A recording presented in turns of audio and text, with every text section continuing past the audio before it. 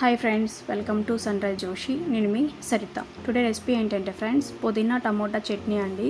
చాలా టేస్టీగా ఉంటుందండి. ప్రిపేర్ చేయడం కూడా చాలా ఈజీ. రైస్లోకి ది బెస్ట్ చట్నీ వచ్చు.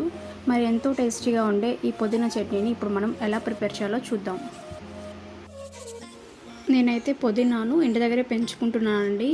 ఇలా పెంచుకుంటున్నటువంటి పుదీనాలో పావు కట్ చేసి తీసుకుంటున్నాను. ఇలా కట్ చేసినటువంటి పుదీనాను శుభ్రంగా కడిగి పక్కన పెట్టుకుంటున్నాను. నేను తీసుకున్న పుదీనా అనేది పావు కట్టు ఉంటుందండి. ఒక ప్యాన్ తీసుకొని ఇందులోకి 2 లేదా 3 టేబుల్ స్పూన్స్ పల్లీలు తీసుకొని స్టవ్ను మీడియం ఫ్లేమ్లో పెట్టి ఫ్రై చేసుకోవాలి.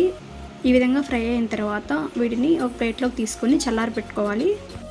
మళ్ళీ ఇదే ప్యాన్లోకి కొద్దిగా పావు టీ స్పూన్ ఆయిల్ వేసుకొని ఇందులోకి 4 పచ్చిమిర్చి తీసుకొని ఫ్రై చేసుకోవాలి.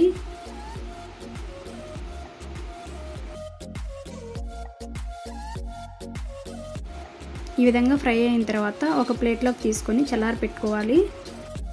ఇదే ప్యాన్లోకి 5 కట్ చేసిన టమోటాలని తీసుకుందాం. వీటిని బాగా కలుపుకొని ఫ్రై చేసుకోవాలి. కొద్దిసేపు ఫ్రై చేసుకున్న తర్వాత మూత పెట్టి వీటిని 2 లేదా 3 నిమిషాలు ఉడికించుకోవాలి. 3 నిమిషాల తర్వాత మూత తీసి కొద్దిసేపు ఫ్రై చేసుకోవాలి. టమోటాలు కొద్దిగా మగ్గిన తర్వాత ఇప్పుడు మనం ఇందులోకి ఆల్రెడీ మనం శుభ్రంగా కడిగి పెట్టుకున్నటువంటి పుదీనా వేసి కొద్దిసేపు ఫ్రై చేసుకోవాలి.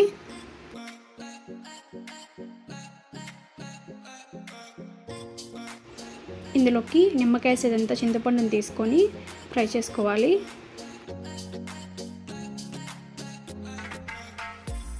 ఈ విధంగా అన్నీ కలుపుకున్న తర్వాత మూత పెట్టి 1 నిమిషం పాటు ఫ్రై చేసుకోవాలి. 1 నిమిషం తర్వాత మూత తీసి మొత్తం ఒకసారి మిక్స్ చేసుకొని స్టవ్ ఆఫ్ చేసి చల్లారి పెట్టుకోవాలి.